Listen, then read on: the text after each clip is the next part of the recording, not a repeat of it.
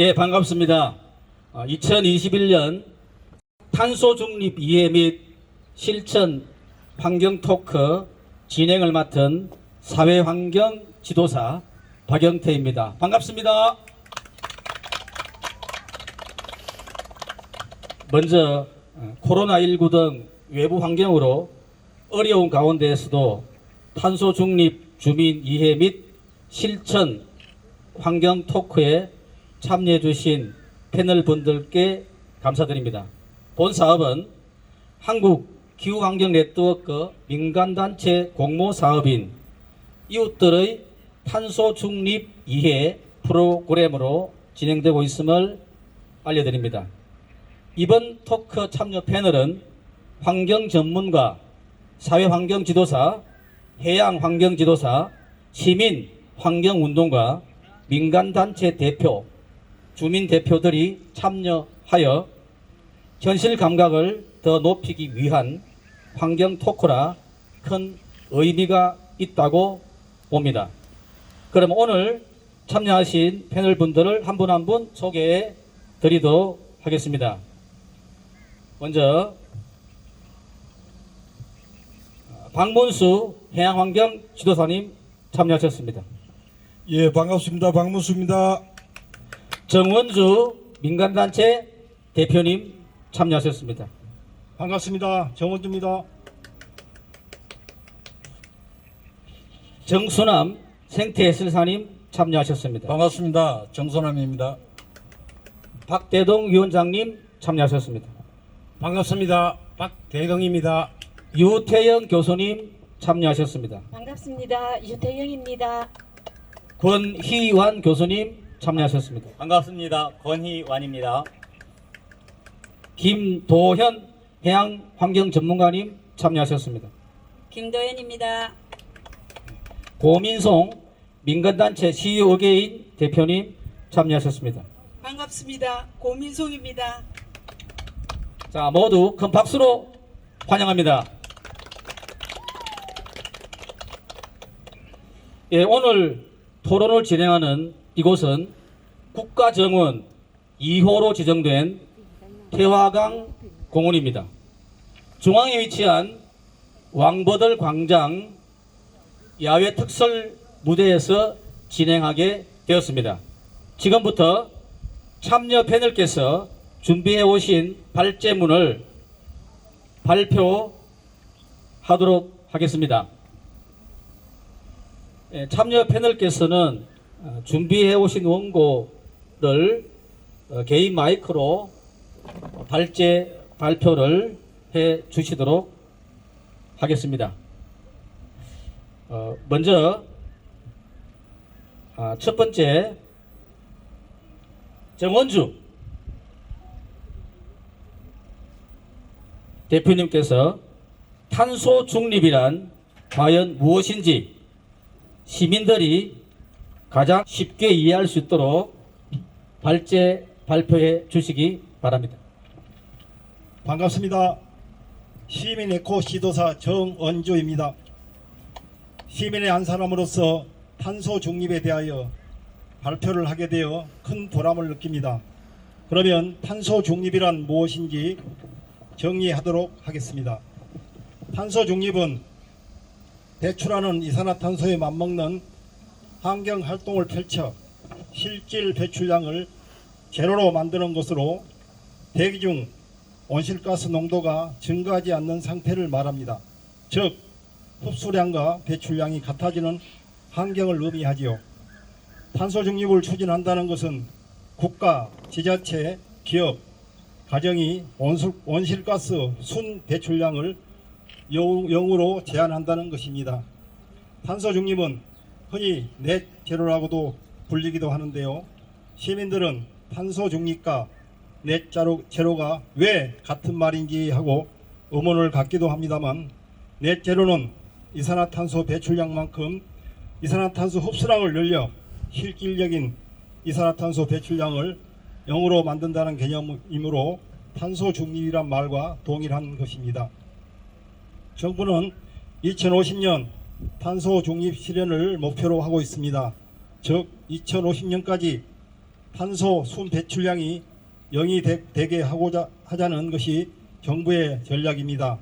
2050년까지 넷제로를 달성하고자 하자는 계획입니다. 정부 정책에 발맞추어 지자체들도 빠르게 움직이고 있습니다. 지자체마다 지역 지속발전 협의회와는 별도로 지역 기후환경 네트워크가 신설되어 기후환경 거버넌스를 구축하고 있고 각종 사업이 전개될 계획에 있습니다. 더하여 민간단체들의 참여도 기지개를 펼치고 있습니다. 가장 선두에 선 단체가 한국기후환경네트워크입니다. 한국기후환경 네트워크는 17개 시도에 걸쳐 탄소중립 공모사업을 통해 다양한 활동을 하고 있습니다. 환경재단, 환경운동연합 등 환경단체, 새마을협의회의, 생명살림운동, 그 외 각종 국민운동단체, 민간단체, 자원봉사단체들이 탄소중립운동에 나서고 있습니다. 온실가스 가다 배출로 인한 기후변화는 이제 남의 일이 아님을 눈앞에서 목격하고 있습니다. 북극의 빙하가 하루가 멀다고 녹아내리고 있음을 언론 보도를 통해 알고 있고 최근에 코로나19도 결국은 기후변화가 원인이라는 연구 결과가 나오고 있습니다. 학자들은 코로나 이후에 대재앙으로 폭염을 주목하고 있습니다. 폭염으로 인한 공포가 세계적으로 확산하고 있는 것이 현실임을 우리는 오늘 또 겪고 있습니다. 미국, 캐나다 등 북미와 러시아와 인도, 이라크 등에서 잇따라 폭염 발생으로 많은 사람들이 죽어가고 있다고 CNN은 보도하고 있습니다. 대규모 인명피해까지 초래하는 폭염은 기후변화에서 비롯된 것으로 분석되고 있습니다. 지금과 같이 온실가스 배출이 계속되면 2100년까지 매년 폭염 발생으로 인한 사망자가 속출할 수 있다고 예고하고 있습니다.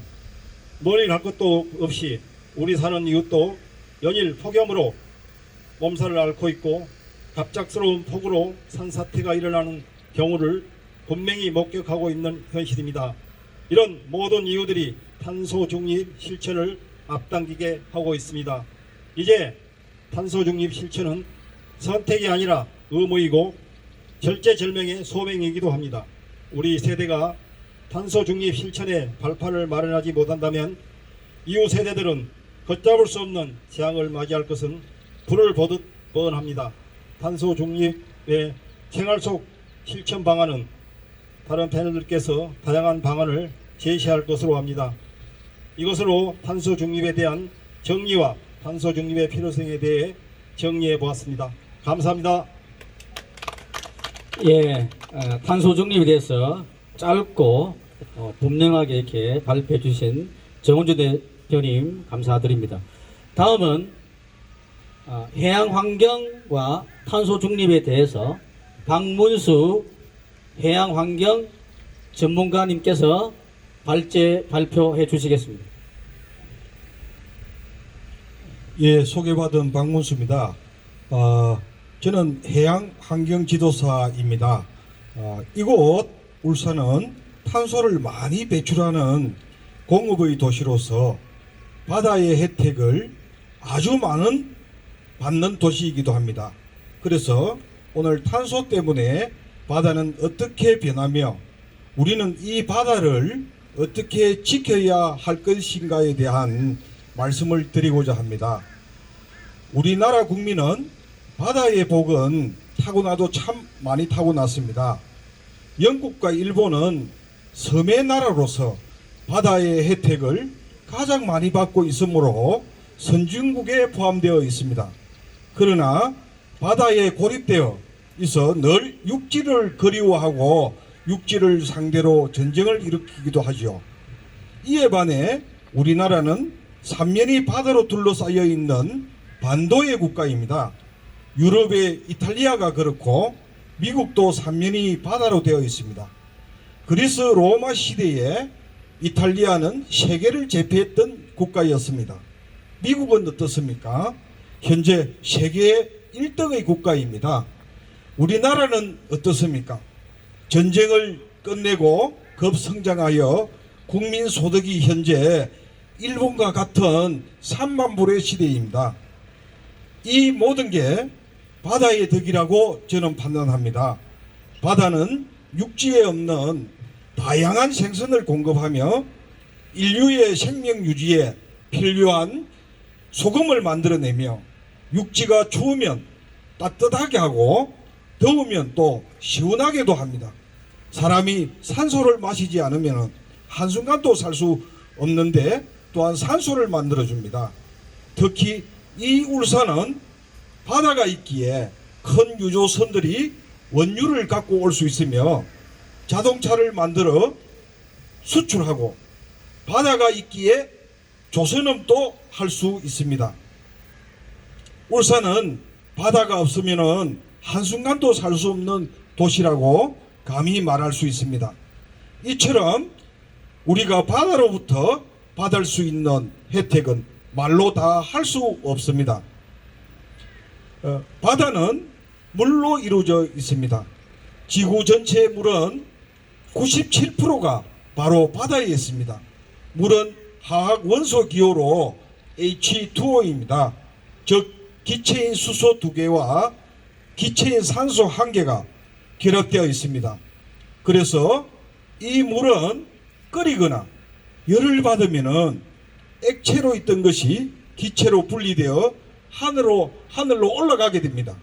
그리고는 하늘로 올라가서 찬 공기를 만나게 되면 다시 기체인 수소와 기체인 산소는 결합을 해서 액체가 되어 아주 추우면 얼음이나 눈이 되고 그렇지 않으면 비가 되어 또다시 바다에 내려오게 됩니다. 이것이 바로 물의 순환입니다. 여러분은 적도 부근의 나라인 필리핀이나 인도네시아에 가보았는지요? 적도에 가까운 나라는 태양에 가까워 매우 덥습니다. 그래서 바닷물도 금방금방 뜨거워집니다. 뜨거워진 물은 기체로 변해서 하늘로 올라가고 높이 올라가서는 찬 공기를 만나 비가 되어 또 내리게 됩니다. 이러한 현상이 우리나라에도 더운 여름이 시작되면 비가 자주 내려 장마도 되기도 합니다. 우리나라 사람들은 비가 자주 온다든지 더운 것을 싫어합니다. 이 비가 자주 오게 하는 원인 중에 하나가 바로 탄소가 될 수 있습니다. 이 탄소는 기름을 태우거나 석탄, 나무를 태울 때 발생을 합니다. 완전히 불에 태워져 없어지면 되는데 완전히 연소되지 않은 것이 이산화탄소인 기체로 남아 공중에 붕붕 떠다니게 됩니다. 그러다 보니 공중에 떠다니는 먼지 등과 합쳐서 결국에는 빛을 차단하는 막을 형성하게 됩니다. 이 막이 공기의 순환을 막게 됩니다. 공기가 순환되지 않으니 지구가 온실처럼 되어 계속해서 온도가 상승하게 됩니다. 이러한 현상을 간단히 말해서 지구의 온실가스화 되었다라고 합니다. 이러한 이유로 남극에는 빙하가 계속 녹아서 해수면이 높아지고 우리나라에도 예전보다 훨씬 더 더워졌으며 바닷물의 온도가 높아져서 태풍이 자주 오고 이상기후가 진행되고 있습니다.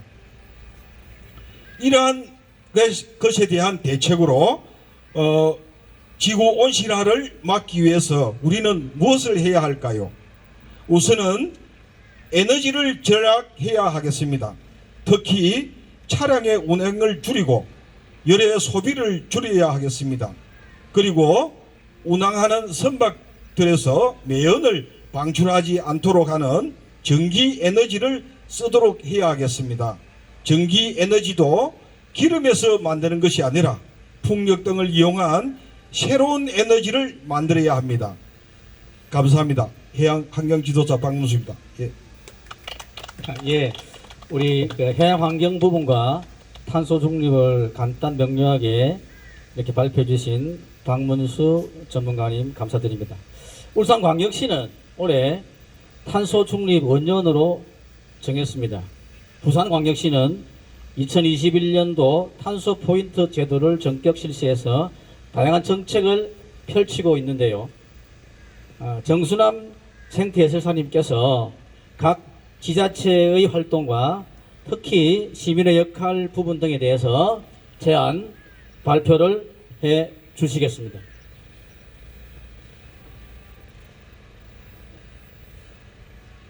예, 반갑습니다. 정순남입니다. 실제 저는 그 울산 문화관광 해설사와 시민들의 그 생활 공감 정책을 제안하고 건의하는 참여단에 소속되어 있습니다. 그래서 지금 바로 나부터 실천하자는 제목으로 오늘 발표하겠습니다. 우리의 삶이 윤택해지고 더 편한 생활을 할수록 지구는 더 아픈 숨을 쉬고 결국 우리 인간에게 다시 돌아와 예전과 다른 천재지변과 이상기후의 변화로 우리들의 일상은 더 위험해진 환경에 살고 있습니다. 이처럼 자연의 힘 앞에 나약해지는 무기력한 현실을 우리는 지금 마주하고 있습니다. 탄소 중립에 대한 작은 개인의 실천이 어느 때보다도 필요한 시기가 지금이라 생각합니다. 아니, 지금도 늦었습니다. 이 위기를 이기는 길은 탄소 중립에 대한 나의 작은 실천이 필요하고 지금같이 탄소 중립을 위한 같이 노력해도 늦지 않다고 할 수 있습니다. 우리 시민들의 생활 정책을 제안하는 한 사람의 시민으로서 많은 일상에 필요한 제안을 하지만 지금 생각하면 우리에게 정말 필요한 자연환경 즉 탄소에 대한 제안은 별로 하지 않았던 것 같습니다. 이제부터라도 제가 속한 모든 단체 그리고 탄소 중립을 위한 작은 실천과 행동 속에 습관화하고 이웃에게 알려 지구를 지키는 작은 일에 동참하렵니다. 생활 속의 모든 것이 탄소와 연관되어 있으니 작은 전략과 환경오염에 대한 일에 솔선수범하고 이를 이웃에 알리는 전도사 역할을 해야겠다는 마음을 다져봅니다. 쓰레기 하나, 플라스틱 한 조각, 비닐 한 뭉치 등 이 모든 것이 탄소 배출의 원인과 지구오염의 원인이라는 사실을 같이 나누어야 합니다. 나 스스로 내 곁에 모든 이에게 실천과 행동을 탄소 중립 중요성을 알게 하도록 이제 마음가짐을 새롭게 하여 탄소 중립에 동참해야 할 것입니다. 봉사단체의 기초교육에서 일부분을 해설하는 어느 곳이든 탄소의 중립을 위한 일에 최우선적 교육과 봉사활동을 할 것입니다. 우리가 탄소 중립의 일을 방치한다면 결국 나라까지도 각종 경쟁력의 저하와 고용의 침체, 수출의 부진 등으로 우리나라는 공경에 처할 것입니다. 물가도 오르고 사회복지도 퇴화하고 각종 집단 간 갈등은 심해지고 이 모든 일상생활의 행동에서 곤란을 겪게 될 것입니다. 지금은 코로나19 위기와 국가적 위기의 시대에도 우리 국민의 위대한 단결력과 위기 극복의 지혜는 전 세계가 놀라고 우리를 벤치마킹 하려 하고 있습니다. 하지만 이에 더해 탄소 중립의 큰 과제를 우리가 달성하고 우리 후손들에게 맑은 조국을 물려주는 것이 더 한층 보람된 일이라 생각합니다. 하지만 우리가 이 일을 나태하거나 소극적으로 대처하면 결국 대한민국은 뒤처지고 어려운 국가 위기의 상황에 처하고 말 것입니다. 탄소 중립의 작은 일에도 먼저 실천하고 전하고 함께 극복하여 이 중차대한 일에 함께 솔선수범하며 탄소 중립 중요성과 가정에서부터 우리 환경을 위하여 스스로 지킬 것을 맹세합니다. 스스로 습관화하며 탄소 중립 지킴이의 역할을 우리 스스로가 먼저 시행합시다. 작은 실천이 모여 이제 자랑스러운 조국을 후손에게 물려줄 수 있는 이 필요하고 중대한 일에 나부터 바로 탄소 중립을 위한 실천 홍보 대사가 되겠습니다. 감사합니다. 예, 탄소 중립 나부터 실천이라는 발제를 해주신 정순남 생태해설사님 감사드립니다. 다음은 탄소 중립과 RE100에 대해서 발제를 해주실 연성대학교 권희안 교수님 발표해 주십시오. 반갑습니다. 권희완입니다. 여러 가지 어려운 여건 가운데 최근 우리나라는 물론 전 세계적으로 이슈가 되고 있는 탄소 중립 문제를 국가정원 야외 무대에서 진행하는 환경 토크라 대단히 의미가 있다고 생각합니다. 아침 첫 KTX를 타고 태화강 국가정원에 도착하니 10시였습니다. 다들 건강하시죠? 그런 의미에서 건강박수로 시작하고자 합니다. 모두 박수 준비. 건강박수 시작! 짝짝 짜자자 짝짝 짜자자. 좋습니다. 이제 탄소 중립과 RE100에 대해서 말씀드리고자 합니다. 앞서 여러 패널 분들이 탄소 중립에 대해서 쉽고 간편하게 전해 주셔서 발제 내용 전반에 대해 동의를 합니다. 탄소 중립 실천을 위해서 가장 필요하고 현실적으로 접근해야 할 것이 영어로 RE 숫자 100 RE100입니다. RE100은 Renewable Energy 100%로 재생 에너지란 뜻입니다. 한마디로 사용하는 모든 전력을 재생 에너지를 통해 생산된 에너지로 충당하겠다는 것이 RE100의 의미입니다. 재생 에너지란 풍력, 태양광, 태양열, 바이오, 수력, 수소, 지열 등을 말합니다. RE100은 우리 정부가 강제한 것이 아닌 글로벌 기업들의 자발적인 참여로 진행되는 캠페인입니다. RE100을 달성하기 위해서는 크게 재생에너지 설비를 직접 만들거나 재생에너지 발전소에서 전기를 사서 쓰는 방식으로 나눌 수 있습니다.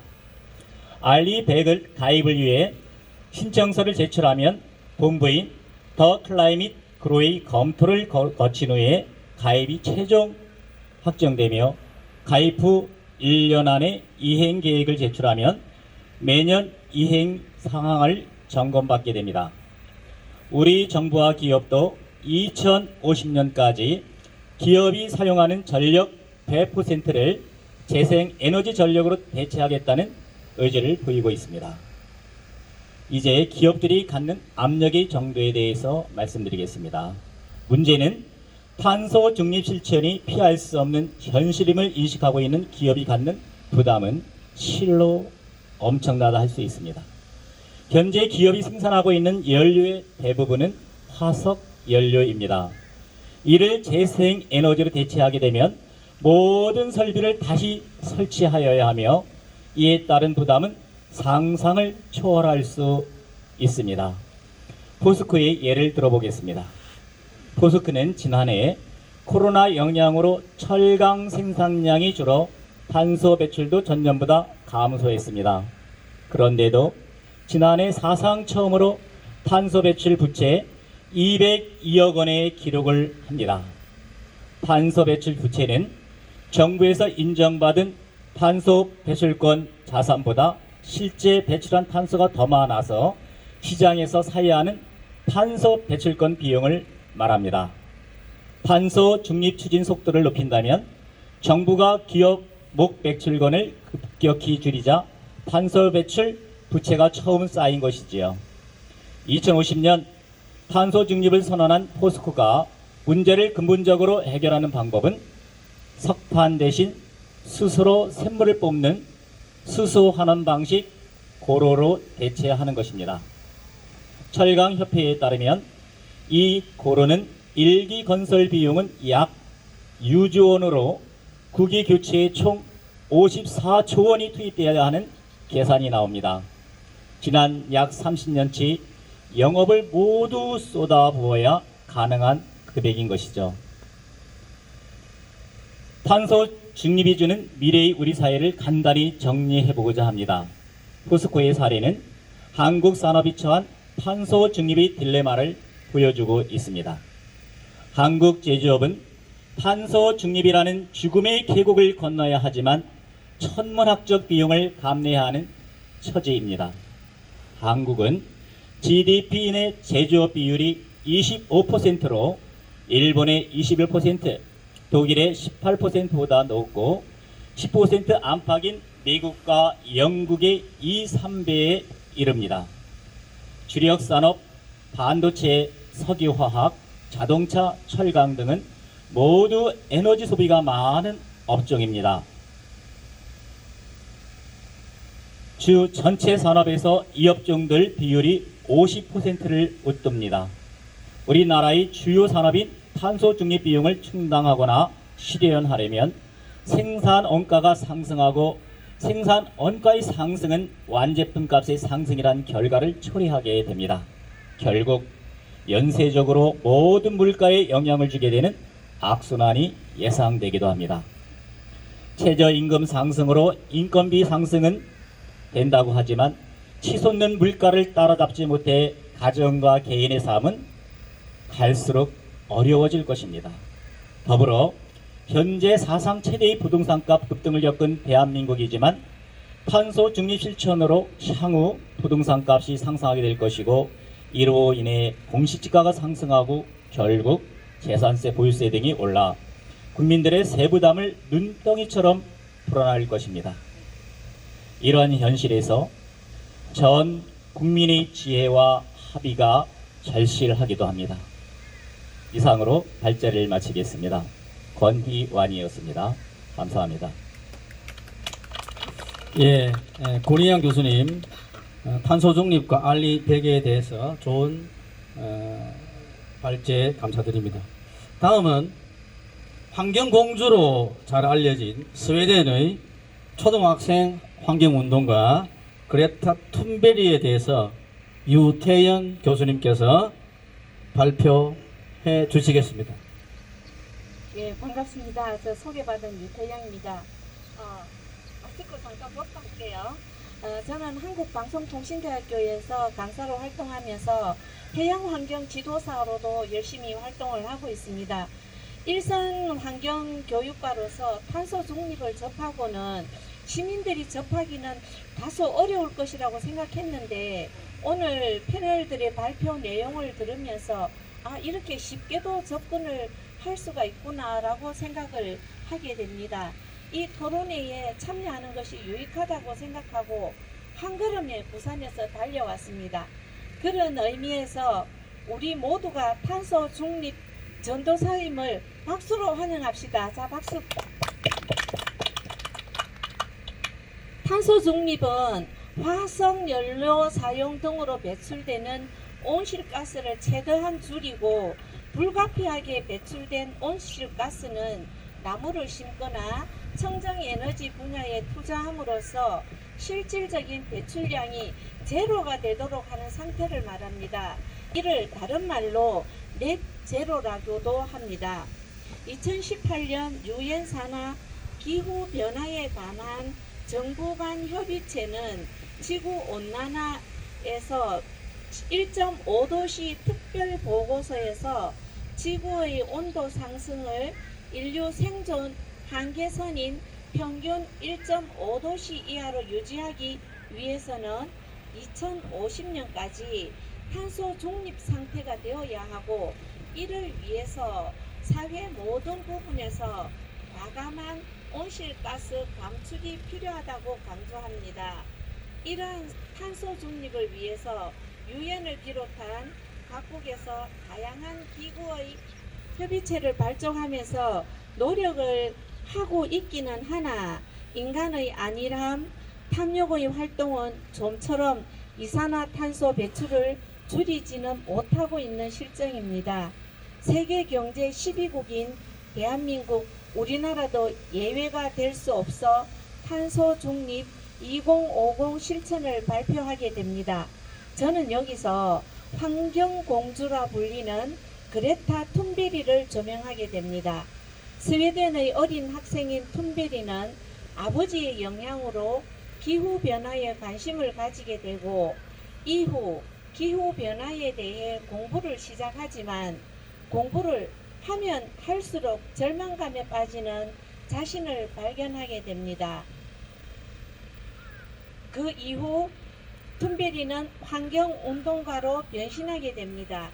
그녀는 11살 때 우울증을 겪으면서 아스퍼거 증후군과 강박장애 및 선택적 한묵증이라는 진단을 받게 되고 그 후 소녀는 등교를 거부하게 됩니다.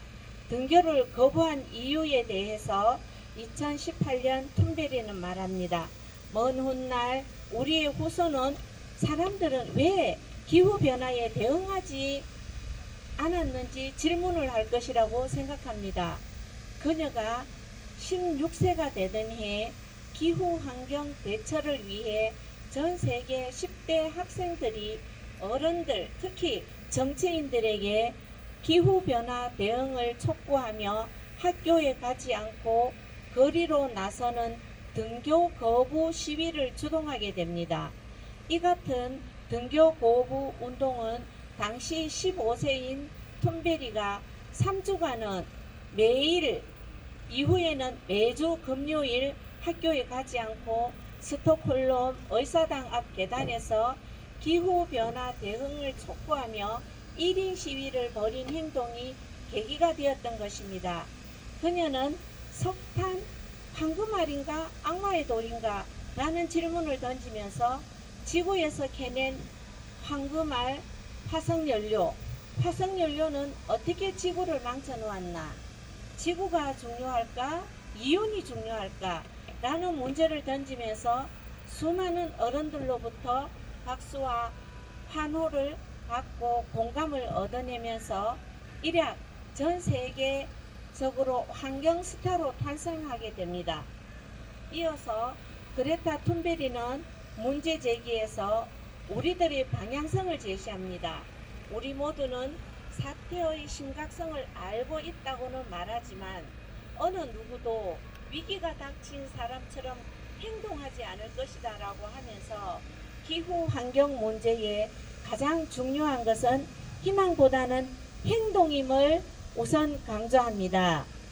기후 문제는 바로 나의 문제이고 우리 공동의 문제라고 생각되기 때문입니다. 제안 첫 번째는 화석연료를 재료를 사용하여 생산된 일회용 비닐 제품 사용을 자제하자는 것입니다. 두 번째는 사용한 생활용품이라도 재사용할 수 있다면 철저히 재사용하자는 것입니다. 세 번째는 우리가 편하자고 자동차를 타기보다는 가까운 거리는 걸어가고 대중교통을 사용하자는 것입니다. 마지막으로 기업들은 상품 출하 시 제품 포장 재질을 친환경적인 것으로 사용하고 분리수거 방식을 정확하고 선명하게 기재해 줄 것을 제안합니다. 환경을 전하는 에코 지도사로서 환경을 사랑하는 엄마로서 발제를 마치겠습니다. 이상 유태영이었습니다. 감사합니다. 예, 좋은 말씀 또 그레타 툰베리에 대해서 잘 정리해 주셨습니다. 다음은 주부로서 시민의 한 사람으로서 생활 속 탄소 중립 실천은 어떻게 해 나가는 것이 현실적인지에 대해서 김도현 해양환경 전문가님께서 발제하시겠습니다. 네, 반갑습니다. 해양환경 전문가 김도현입니다.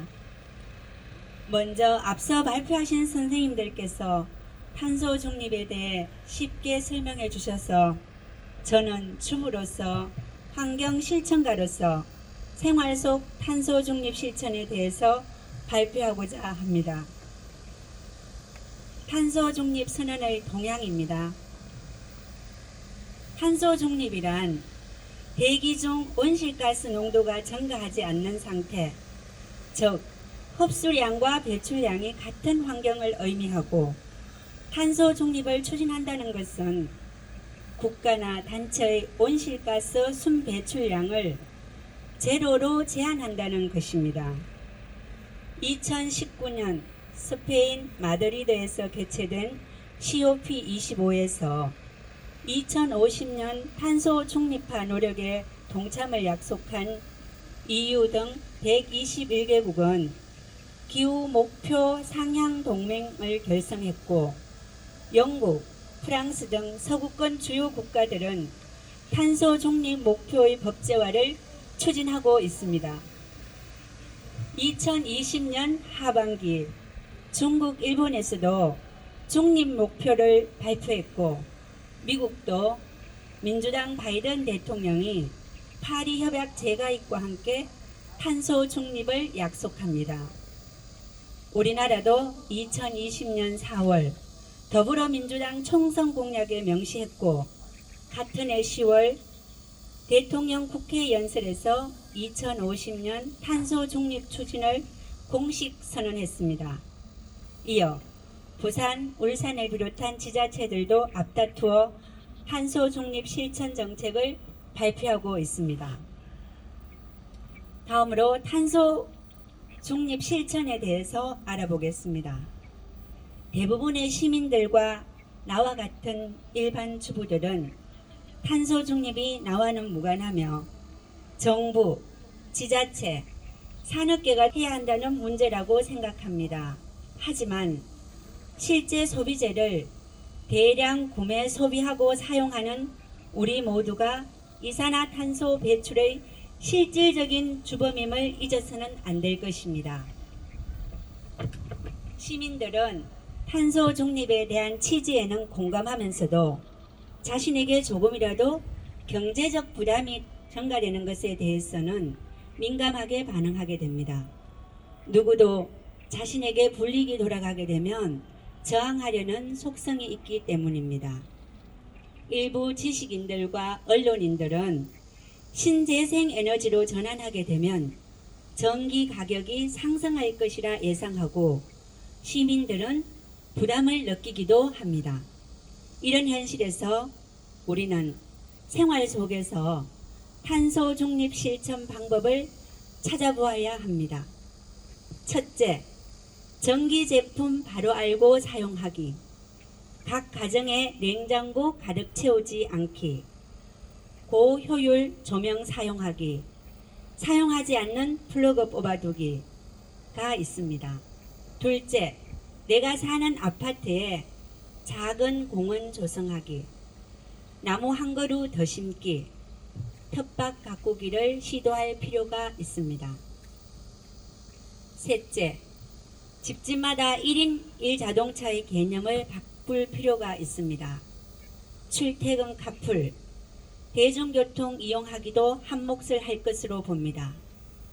끝으로 가정에서 쉽게 할 수 있는 실천으로 우리가 쉽게 쓰고 버리는 일회용품 사용 안 하기, 편하자고서는 비닐봉지 사용 줄이고 장바구니 사용하기, 재활용품 활용하기 등이 있습니다.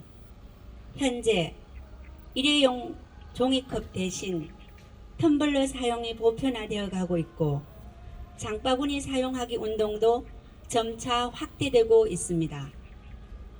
마지막으로 탄소 중립 실천과 나에 대해서 발제해 보겠습니다.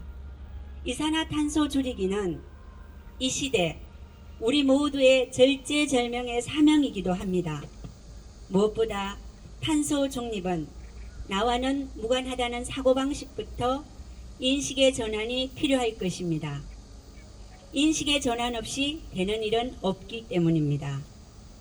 점차 사라져가는 북극곰의 위기, 고래의 고통, 빙하, 결코 남의 일이 될 수 없습니다. 인간의 생존, 우리의 미래를 위한다면 작은 불편도 감내할 각오가 필요할 때입니다. 오늘 이 환경 토론도 나부터 탄소 중립 운동을 실천하고 가족, 이웃, 사회의 이해와 동참을 얻으려는 시도라고 봅니다. 감사합니다. 이상으로 발제를 마치겠습니다. 김도현이었습니다. 예, 좋은 발표 감사드립니다. 다음은 7번째로 생활 속 환경운동과 탄소 중립 실천을 위한 시민들의 역할에 대해서 민간단체를 이끄시고 환경연극단 대표이신 CU 어게인 고민송 대표님께서 발제하시겠습니다. 반갑습니다. 미세 전문가 고민송입니다. 먼저 국가정원 제2호로 지정된 태화강 국가정원 한가운데 왕버들마당 야외 무대에서 환경 토크 패널로 참가하게 되어 기쁩니다. 이번에 진행하는 이웃들의 탄소 중립 이해 프로그램의 한 축인 환경연극, 기후변화와 낙동강 연어를 지원한 CU 어게인의 대표를 맡고 있어 문화예술적 측면에서 현실적으로 접근하고자 합니다. 2020년 몽돌 고래와 2021년 기후변화와 낙동강 연어. 본인은 극단 대표이며 연극 배우이기도 하지만 환경 전문가로서 활동하고 있습니다. 에코 지도사, 해양 환경 전문가, 미세먼지 전문가 과정을 통해 온실가스와 기후변화에 대해 현장 교육에도 참여하고 있습니다. 작년 연극 몽돌 고래를 처음으로 선보일 때 주변에서 단순 연극으로 짧은 시간 안에 환경 문제를 전할 수 있을까 하는 우려를 하시는 분들도 계셨지만 성공적으로 마무리한 바 있습니다. 사실 이산화탄소 가대 배출로 인한 온실가스 배출, 그로 인한 기온의 상승으로 빙하가 녹고 이상기후 현상이 세계 곳곳에서 일어나는 현실입니다. 통상 환경을 보완하려고 환경 관련 내용을 가장 핵심적인 사항을 가장 쉽고 가장 간단하게 전달하려고 수차 교정과 교정을 거치며 완성되었습니다. 작년 2020년 몽돌 고래는 일회용품 오남용 플라스틱 과다 사용으로 인해 고래가 죽어가는 현실을 몽돌 고래를 통해 제시하였고, 올해는 연극 2021년 낙동강 연어를 통해 탄소 중립 이해와 실천의 당위성을 홍보하고 있습니다. 둘 다 찾아가는 현장 환경 연극, 버스킹 형식의 연극이라 주민들과 직접 접촉하여 전하는 방식을 택하였고, 올해 이미 3차례 현장 공연을 진행하였습니다.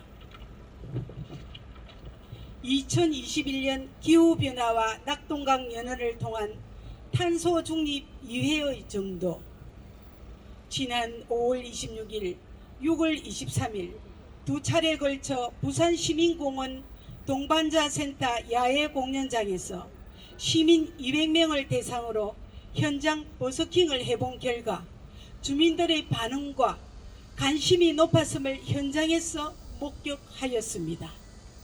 첫째, 시민들은 대부분 지구를 살리기 위한 행동이 필요함을 인식하고 계셨고 기꺼이 동참하려는 자세가 되어 있었습니다. 다만 탄소 중립이란 말을 들어보기는 하였어도 정확히 알지 못하고 있었습니다. 우리는 연극 낙동강 연어 공연을 통해 탄소 중립의 기본 이해, 넷제로의 개념을 이해시키는 데 중점을 두었습니다. 둘째, 탄소 중립이란 이산화탄소의 배출과 이산화탄소의 흡수량을 줄여 실질적 이산화탄소 배출을 0이 되게 하는 것이고, 이것을 일명 넷제로라고 한다고 배우들이 간단 명료한 메시지를 던지게 해본 결과 주민들은 고개를 끄덕였습니다. 문화예술과 생활 속 탄소 중립 실천. 문화예술의 다양한 장르 가운데 CU 어게인은 교육연극 분야에서 매진하고 있고, 특히 이번 연극 낙동강 연어는 환경보존 연극으로 낙동강이 생명의 하천으로 되살아나고 연어가 돌아오는 생태 하천이 된 것을 알리고 있습니다. 연극 공연을 관람하는 주민들은 탄소 중립을 가장 쉽게 할 수 있어 좋아하고 재미를 더한 공연으로 관심을 불려 모을 수 있었습니다. 현재 우리가 진행하는 환경연극 등 다양한 예술을 통하여 시민들의 환경의식 고취를 시도하는 것도 좋은 실천 방법이라고 말씀드리고 싶습니다. 재미없고 딱딱하고 고루한 환경 교육을 문화예술이란 재미를 더하면 시민들에게 더욱 가까이 다가갈 수 있습니다. 공연 전시 등을 통해 결국 탄소 중립의 필요성에 공감대가 형성된다면 대부분 시민들은 탄소 중립의 실천이야말로 인간이 살기 위해 해야 할 의무이며 필요성임을 자연스럽게 인식하게 되고 생활 속 실천을 앞당길 수 있다고 생각합니다. 감사합니다. 이상으로 발제를 마치겠습니다. 고미송입니다. 자, 7분의 시민 환경 전문가님, 해양 환경 전문가님, 또 교수님들의 발제를 마쳤습니다. 이제 끝으로 환경 문제에 관심도 많으시고 또 연구도 많이 하시고 또 무엇보다도 환경 사랑을 실천하고 계시는 박대동 삼성화재 ESG 위원장님께서 오늘의 발제 토론을 보시고 느낀 점, 그리고 ESG란 과연 무엇이며 기업의 탄소 중립에 대한 역할에 대해서 마무리 발표 위원장님 소개합니다. 반갑습니다. 박대동입니다. 오늘 화창한 날씨 가운데에서 이런 좋은 패널 분들과 함께 또 우리 생태환경교육연합 컨소시엄이 주최하는 환경 토크쇼에 참석하게 된 것을 참으로 기쁘게 생각합니다. 사회적 교대가 왜 중요하냐면은 요즘 여러분 잘 아시다시피 MZ세대는 과거의 전통적인 사고에서 조금 더 진취적입니다. 한마디로 착한 소비라는 이름으로 이분들은 기업이 돈을 얼마나 벌었냐를 중시하지 아니하고 돈을 어떻게 벌었냐에 대해서 관심이 많습니다. 돈을 어떻게 벌고 어떻게 사용하느냐에 대해 더 관심이 있습니다. 다시 말씀드려 착한 경영에 관심이 있다, 이런 말씀입니다. 이것은 어디서 비롯되느냐면 2008년도 글로벌 금융위기가 왔을 때 여러분 미국에서 생겨난 자본주의 양극화 현상에 대한 그 우려와 사회운동이 하나의 계기가 되었다. 저는 그렇게 이제 보고 있습니다. 따라서 기업이 대외적으로 공시하는 지표들 중에 지금까지는 재무적 성과를 주로 봤는데 앞으로는 비재무적 요소를 중시해야 되겠다. 그에 대한 기업에 대한 정보를 보고 듣고 싶어 하는 게 지금 현재의 움직임입니다. 따라서 비재무적 활동인 착한 경영이라야 앞으로 기업도 지속 가능한 성장을 할 수 있다, 이렇게 말씀을 올릴 수 있겠습니다. 끝으로 G는 뭐냐? 기업의 지배구조를 상징하는 가버넌스의 첫 글자입니다. 여러분 잘 아시다시피 지금은 여러 가지로 다양성이 중시되고 인권이 존중되는 사회입니다.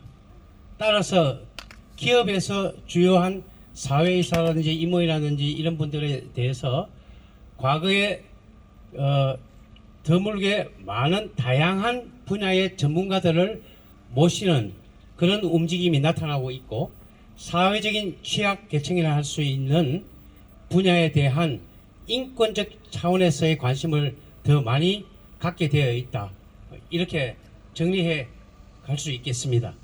따라서 ESG로 요약되는 이 새로운 경영의 움직임은 한마디로 하나뿐인 지구, 그 하나뿐인 지구가 만약에 망가진다면 아무도 생존할 수가 없고 기업 활동도 의미가 없다 하는 의미에서 친환경 생태에 대해서 우리가 좀 더 많은 관심을 가지고 또 단순히 이익만 내는 수익에만 몰두된 주주 중심의 이 자본주의가 아니라 이해관계자들을 중시하고 그분들과의 관계를 중시하는 이해관계자 중심의 자본주의로 자본주의가 패러다임이 이렇게 바뀐다. 뭐 이렇게 볼 수 있겠습니다. 결론적이고 또 제가 지난 그 토론회에서 결론 삼아 말씀을 드렸던 내용입니다만은 지금 각국 움직임과 함께 우리나라 정부에서도 이에 대한 대책 수립과 정책 개발, 제도 보완에 관심을 가지고 있습니다.